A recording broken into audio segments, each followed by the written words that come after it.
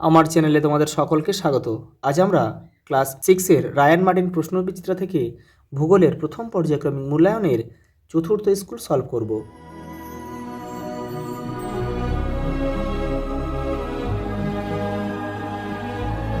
দেখো প্রথম প্রশ্ন, মাধ্যাকর্ষণ শক্তি সবচেয়ে বেশি যে গ্রহে সেটি হচ্ছে বৃহস্পতি, কারণ বৃহস্পতি গ্রহের আকার সবচেয়ে বড়। পৃথিবীর পরিধি 40,000 কিলোমিটার। অপশান সি আমাদের সঠিক উত্তর। কক্ষপথ ও পৃথিবীর কেন্দ্রে যে কাল্পনিক তলে অবস্থান করে সেটাকে বলা হয় কক্ষতল। সৌরজগতের বৃহত্তম গ্রহাণু হচ্ছে সেরেস। কোথায় রয়েছে? দেখো বিতে রয়েছে। পৃথিবী নিরক্ষ ব্যাস মেরু ব্যাসের তুলনায় এটা কিন্তু এই আমাদের অপশন অনুযায়ী 42 হবে, কিন্তু এটা অ্যাকচুয়ালি 42 হবে না, এটা হবে 43। এটা হবে 43। এটা কারণ কি? দেখো আমাদের পৃথিবীর নিরক্ষ ব্যাস 12,757 কিমি। অনেক বইয়ে কিন্তু 56 রয়েছে, 56 হবে না, কিন্তু এটা 57 হবে। আর মেরু ব্যাস কত? 12,714 কিমি। দেখো দুটো বিয়োগ করো, 43 কিমি হবে। এটা কিন্তু 42 হবে না, 43 হবে। তোমরা একটু ঠিক করে নেবে, বা তোমরা তোমাদের স্কুলের টিচারের কাছ থেকে কিন্তু এটা সংশোধন করে নিতে পারো। ভারতের ক্ষুদ্রতম রাজ্য কি? গোয়া। আর বৃহত্তম রাজ্য কিন্তু রাজস্থান। আর এই উত্তরপ্রদেশ কিন্তু ভারতের সবচেয়ে জনসংখ্যাপূর্ণ রাজ্য হচ্ছে উত্তরপ্রদেশ। দেখো এটা শূন্যস্থান পূরণ করো। ড্যাশ ভারতের দীর্ঘতম হিমবাহ। দীর্ঘতম হচ্ছে সিয়াচেন। কারাকোরামে কিন্তু অবস্থিত, এটা কারাকোরাম পর্বতে অবস্থিত। সূর্যের সবচেয়ে কাছের গ্রহ হচ্ছে বুধ।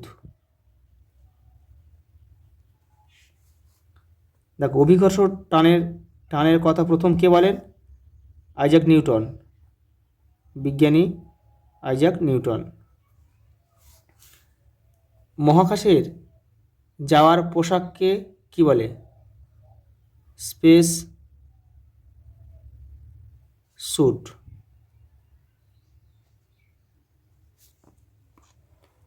দেখো পরের প্রশ্ন কি রয়েছে, দেখো উষা ও গোধূলি বলতে কি বোঝায়? তোমাদের বইটা 26 নম্বর পেজে রয়েছে।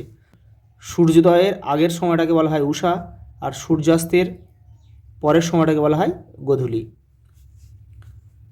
দেখো পরেরটা, পৃথিবীর আবর্তন থেমে গেলে কি হবে? দেখো পৃথিবীর আবর্তন থেমে গেলে কি হবে? পৃথিবীর অর্ধেক অংশে শুধুমাত্র দিন, আর অর্ধেক অংশে শুধুমাত্র রাত হবে। পৃথিবী হয়ে উঠবে বাসের অযোগ্য। পরেরটা দেখো, হিমালয় পার্বত্য অঞ্চলে মানুষের জনবসতি তুলনামূলকভাবে কম কেন? দেখো 72 নম্বর পেজে তোমাদের বইয়ের উত্তরটা রয়েছে। দেখো এই যে এখান থেকে তোমাদের লিখতে হবে কিন্তু। দেখো হিমালয় পার্বত্য অঞ্চলে অসমতল হয়, যাতায়াত ব্যবস্থা ভালো নয়, এছাড়া প্রচণ্ড ঠান্ডার জন্য বেঁচে থাকা খুব কষ্টকর, পাথুরে মাটির জন্য চাষবাস ভালো হয় না, ফলে এখানে মানুষের বসবাস তুলনামূলকভাবে কম। পরের প্রশ্ন দেখো, গ্রহের 3টি বৈশিষ্ট্য লেখা। দেখো তোমাদের বই 6 নম্বর পেজে উত্তরটা রয়েছে। দেখো এই যে দেখো,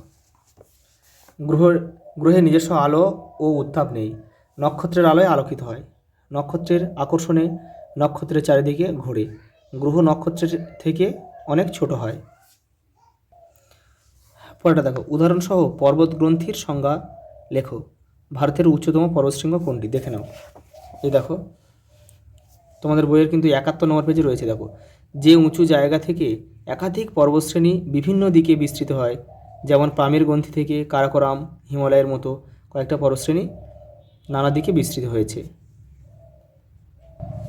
দেখো ভারতের উচ্চতম পর্বতশৃঙ্গ কোনটি? গডউইন,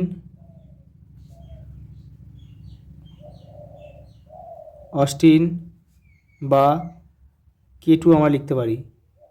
এর উচ্চতা, এটা কারাকোরাম পর্বতে অবস্থিত, কিন্তু উচ্চতাটা হচ্ছে 8,611 কিমি। সরি, এটা কিমি নয়, কিন্তু এটা কিন্তু মিটার হবে। 8,611 মিটার। দেখো পরের প্রশ্ন দেখো, সিন্ধু নদের গতিপথ বর্ণনা করো। তোমাদের বইয়ের 74 নম্বর পেজে উত্তরটা রয়েছে, দেখে নাও। এই যে দেখো, এই যে তিব্বতে মানস সরোবরের নিকট কৈলাস পর্বতের একটি হিমবাহ থেকে উৎপত্তি হয়েছে।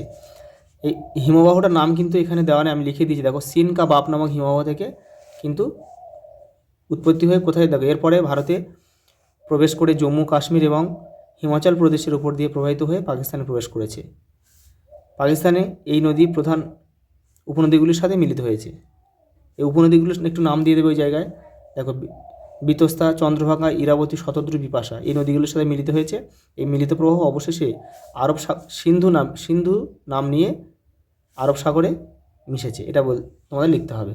এই দেখো, এই যে এটা সিন্ধু, সিন্ধু কিন্তু এইখান থেকে নামটা সিন্ধু হয়েছে, এখানে এই 5টা উপনদীর নাম রয়েছে। তারপরে এই যখন 5টা উপনদী মিলিত হওয়ার পরে এখান থেকে সিন্ধু নাম নিয়ে দেখো আরব সাগরে পড়েছে, এই যে আরব সাগর। পরেরটা দেখো 6-2 দেখো, ভারতের উত্তরে নদী গঠিত সমভূমি অঞ্চলের বিবরণ দাও। দেখো তোমাদের বইয়ের 71 নম্বর পেজে উত্তরটা রয়েছে। এই যে এখান থেকে তো কিন্তু তোমাদের লিখতে হবে যে উত্তরে হিমালয় পার্বত্য অঞ্চল ও দক্ষিণে উপদ্বীপীয় মালভূমি অঞ্চলের মাঝখানে এই সমভূমি অঞ্চল অবস্থিত। দেখো এর গড় উচ্চতা কত, 300 মিটার। পাঞ্জাব, হরিয়ানা, উত্তরপ্রদেশ, বিহার, পশ্চিমবঙ্গ ও আসাম এই রাজ্যগুলির মধ্যে এই সমভূমি অবস্থিত। সিন্ধু, গঙ্গা, ব্রহ্মপুত্র এই সমভূমি অঞ্চলের প্রধান নদী। তাহলে শর্ট প্রশ্ন যদি এখান থেকে আসতেও পারে যে উত্তরের নদী গঠিত সমভূমি অঞ্চলের প্রধান নদীগুলি কোনগুলি? সিন্ধু, গঙ্গা আর ব্রহ্মপুত্র। এই নদীগুলি হিমালয়ের পার্বত্য অঞ্চল থেকে নুড়ি, কাঁকড়, পলি বয়ে এনে এই সমভূমি সৃষ্টি করেছে। এই নদী গঠিত সমভূমি অঞ্চলের উর্বর মাটি খুবই উর্বর, তাই চাষবাস খুব ভালো হয়। সমতল ভূমি হওয়ায় যাতায়াত ব্যবস্থা ভালো, সেই কারণে এই অঞ্চলে প্রচুর মানুষও বাস করে। দেখো যদি প্রশ্নটা ঘুরিয়েও দেয় যে উত্তরে নবগঠিত সমভূমি অঞ্চলে ভারতের সবচেয়ে বেশি মানুষ বাস করে কেন, তখন কিন্তু তোমাদের এটা লিখতে হবে, এইখান থেকে লিখতে হবে। তখন এটা না লিখে এইখান থেকে তোমাদের লিখলে কিন্তু হয়ে যাবে। দেখো হিমাদ্রি ও শিবালিকের ভূপ্রকৃতির বিবরণ দাও। দেখো হিমাদ্রিটা দেখে নাও, তোমাদের বইয়ের কিন্তু 71 নম্বর পেজে রয়েছে হিমাদ্রিটা। দেখো এই অংশের উচ্চতা সবচেয়ে বেশি। দেখো পর্বতশৃঙ্গগুলোতে সারা বছর বরফ জমে থাকে। এই অংশের মাউন্ট এভারেস্ট 8848 মিটার, পৃথিবীর সর্বোচ্চ শৃঙ্গ। এটা কিন্তু নেপালে অবস্থিত। ভারত নেপাল সীমান্তে অবস্থিত কাঞ্চনজঙ্ঘা পৃথিবীর 3য় উচ্চতম পর্বতশৃঙ্গ। দেখো মাকালু, ধবলগিরি, অন্নপূর্ণা শৃঙ্গগুলো হিমালয়ের এই অংশে অবস্থিত। আর দেখো দিয়েছে শিবালিকের ভূপ্রকৃতি। দেখো হিমাচলের দক্ষিণে অবস্থিত। শিবালিক ও হিমাচল হিমালয়ের মাঝের অংশ সংকীর্ণ উপত্যকা দুন নামে পরিচিত, যেমন দেরাদুন। দেখো শিবালিক হিমালয়ের পাদদেশে ঘন অরণ্যাবৃত অঞ্চল হচ্ছে তরাই নামে পরিচিত। দেখো ভারতের পূর্ব সীমানা বরাবর রয়েছে পাটকই, বুম আর নাগা পর্বত। মেঘালয় রাজ্যে রয়েছে গারো, খাসি ও জয়ন্তীয়া পাহাড়। এই পর্যন্ত কিন্তু লিখতে হবে, যেহেতু মান এগুলো 2-এ রয়েছে। দেখো সঙ্গে একটা প্রশ্ন দিয়েছে, দেখো কৃষ্ণা ও কাবেরী নদীর উৎস লেখো। দেখো তোমাদের বইয়ের 76 নম্বর পেজে রয়েছে। দেখো কৃষ্ণা নদীর উৎস কি? দেখো পশ্চিমঘাট পর্বতের মহাবালেশ্বর, আর কাবেরী নদীর উৎস হচ্ছে কর্ণাটকের ব্রহ্মগিরি। আচ্ছা এই পর্যন্ত, দেখা হবে পরের ভিডিওতে।